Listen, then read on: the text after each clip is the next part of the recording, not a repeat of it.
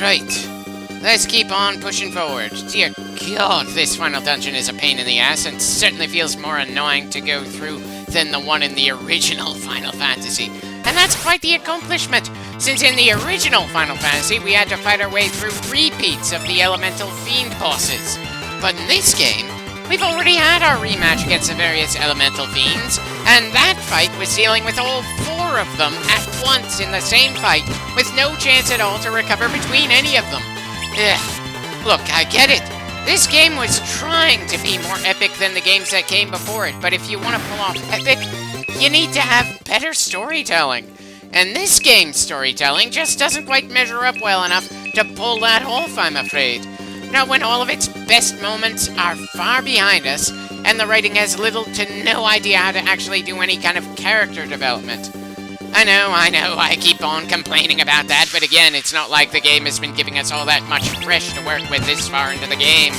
We are 49 clips in, and based on what I'm seeing in the raw footage, I am starting to resort to save states, so I wouldn't have to retreat all the way out of the dungeon just to save and take a bloody break. That's not me being a spoiled modern gamer. Square Enix themselves decided in the Pixel Remaster to give players the ability to do quick saves for Final Fantasies 1 through 6. Heck, and I can tell you ahead of time, I most certainly did abuse that little function when I recorded Final Fantasy 3. We'll see how long it takes for me to actually get around to working on commentary for that game, considering I'm definitely gonna need to recover from the absolute monster that is Final Fantasy 4.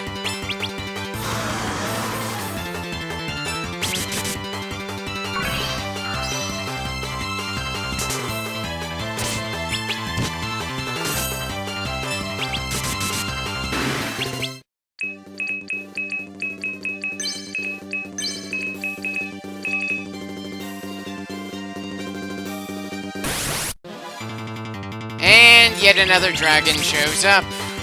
Because of course, these dragons don't have any sense of self-preservation. If they did, then they wouldn't be random encounters now, would they? Seriously, the dragon corpses we've already created should damn well be visible to this guy. Ah, well. I doubt there's gonna be all that much time left in the game for us to keep killing the bastards. We're getting damn close to the end, after all. Based on the raw footage remaining, and hopefully based on how much I'm fast-forwarding things, this should be able to be finished in another clip or two, though that might be subject to change based on how many boss fights we get into.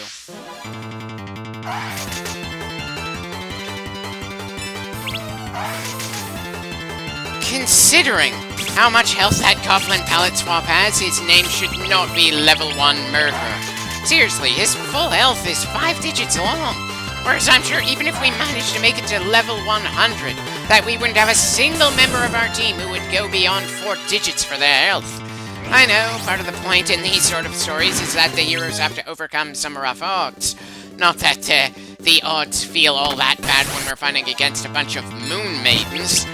Seriously, what the hell is this? I could have sworn that we'd gone beyond that kind of enemy in this dungeon. Ugh. This is the final dungeon. There's a certain kind of gravitas that should exist. Dragons, wizards, mechanical monstrosities, demons. Those are the sorts of things you expect to see at the end of the game. Not a bunch of bathing suit models with a sword and shield. No matter how I look at them, they just feel out of place considering some of the other sprites we've seen around here.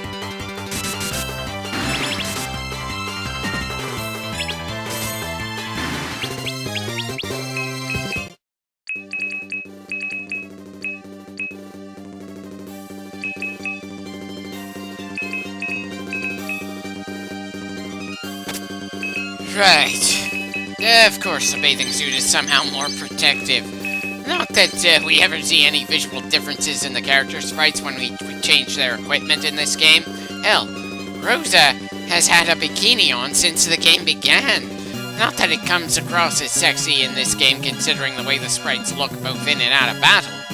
I'm not even sure if the 3D version would change that somehow. And I'd rather not see Rydia in any kind of bikini, regardless of if she's in a child body or an adult one. Seriously, the personalities of both girls just don't feel like it encourages a sex appeal character. Rydia is a traumatized orphan who lost her mother at the start of the game and has mystical powers that somehow managed to not be plot important, despite her village being destroyed being the opening fucking act of the game.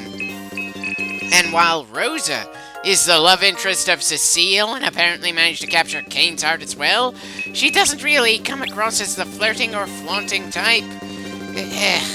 So I have absolutely no clue why the character designers decided to give both women a sexy appearance in concept art, and all that when the sprites we actually see in-game wouldn't allow them to look all that alluring in any way, shape, or form.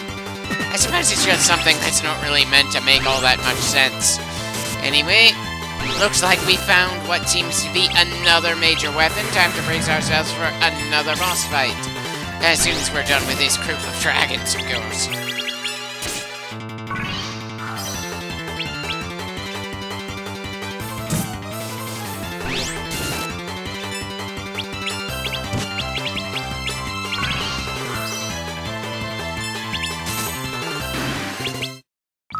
Okay, Cecile, top us off before we get into this next major fight.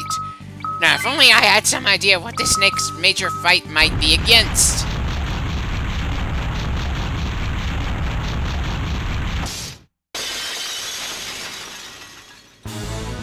I'm sorry, but when I see a name like Plague Horror, I expect to see something well and truly disgusting. Not some kind of palette swap to the one-eyed bat thing from the absolute start of the game, suddenly treated like a near-endgame boss. Is this just gonna be a common thing for the final dungeon? Bonus bosses that are just palette swaps of other things? Because if they had that little room left in the cartridge for the original release, they should have shortened the overall length and tightened the storytelling, though I suppose that's just personal preference on my part.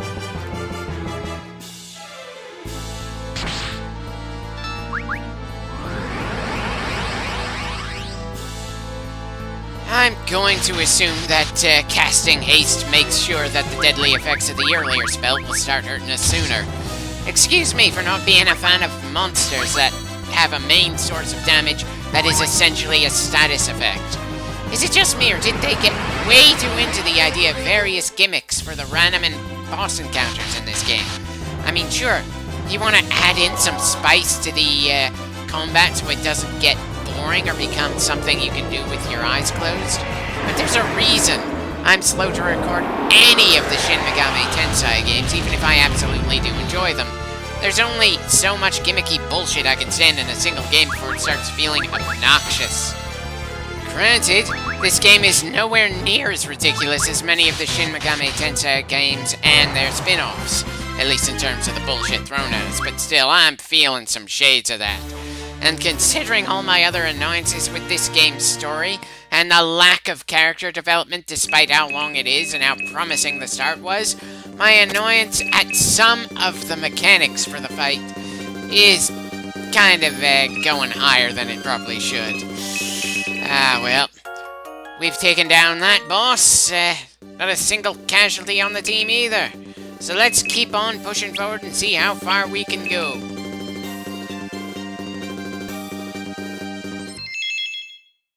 The hell?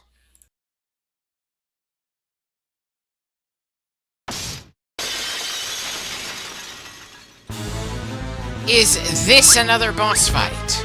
Because these look just like another pair of undead dragons in the dungeon, where we've killed dragons both living and undead in obscene numbers.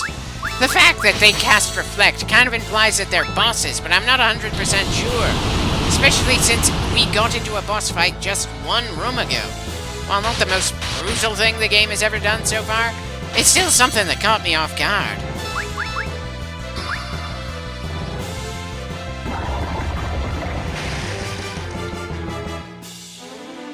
Wish I could say I'm caught off guard by Edge going unconscious there, but I'm pretty sure Edge has gone down more frequently than Rydia. Which is especially ridiculous since Rydia was one of the first characters we gained on the team in the game, and Edge was one of the last.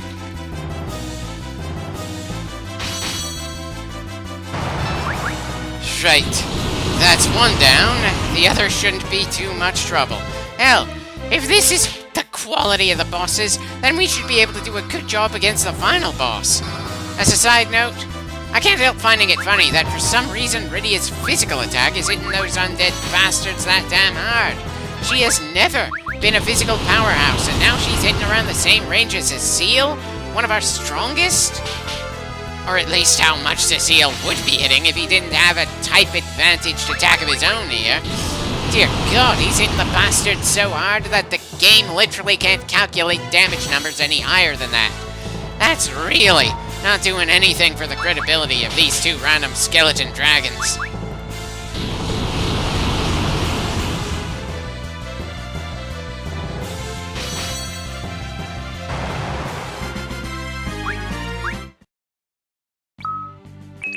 Right.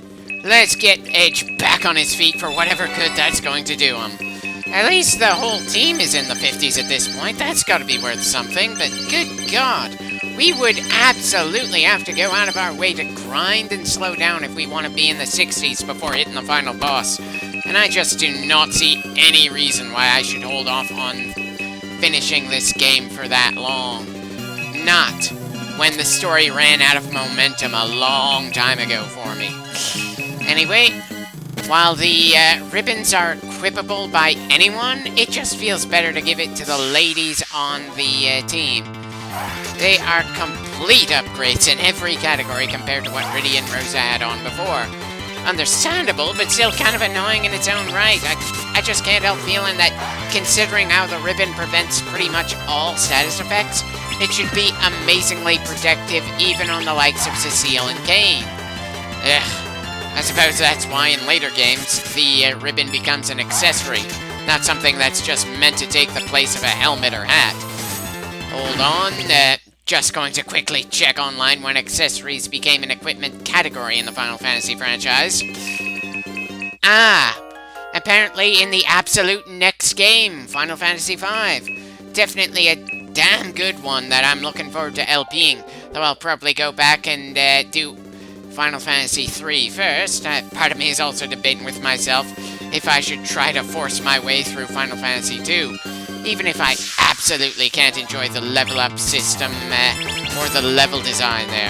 I actually kind of find it interesting that I'm somehow more interested in trying to go through Final Fantasy II again, instead of trying to go through Final Fantasy VI, something that a lot of people consider the absolute best in the franchise.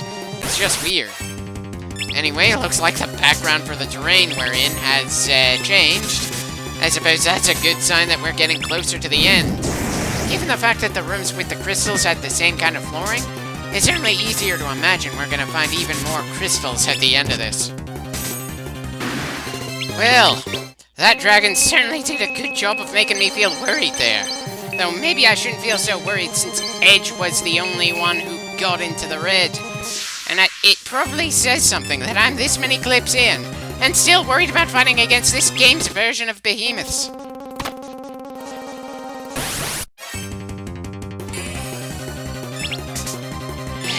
What the hell is that? A massive robotic head with exposed wires, and I don't know how really else to describe it.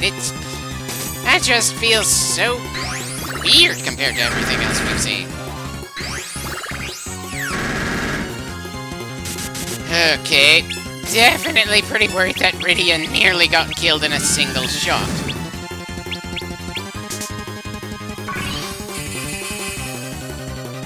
Well, shit, how the hell did I forget the enemy used Reflect on us? Really getting the feeling this floor is just such a difficulty spike that it's ridiculous.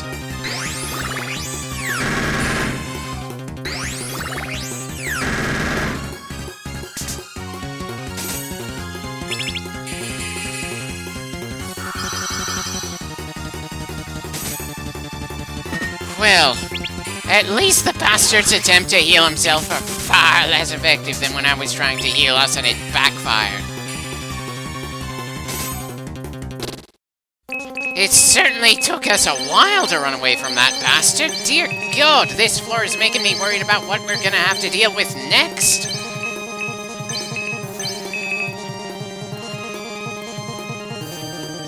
Oh, good God, I'm not even gonna bother trying to grab one of those bonus weapons down here.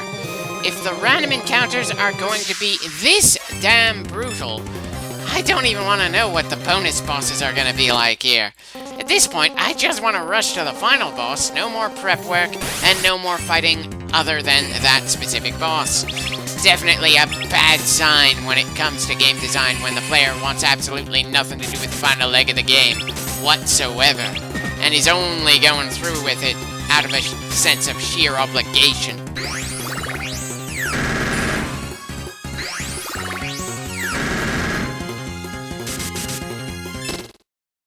Doesn't really matter to me how much money we lose running away from fight after fight here. We already have so much money that the game is completely unable to track just how much we've actually earned at this point. Hell, anything further we might need to gain for the final fight, we can gain in the dungeon itself. There is nothing further for us to buy back on the planet other than healing items, and it would be a pain in the ass to go all the way back for all those potions anyway. There is nothing more we can upgrade.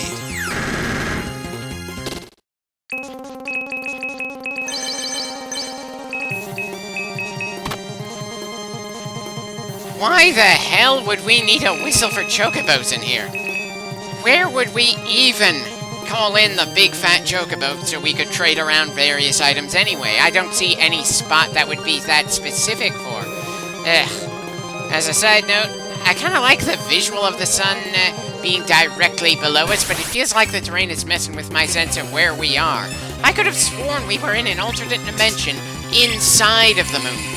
And good God, no, there is no way I'm gonna take on 2 of these bastards when I wasn't even ready to take on 1 alone.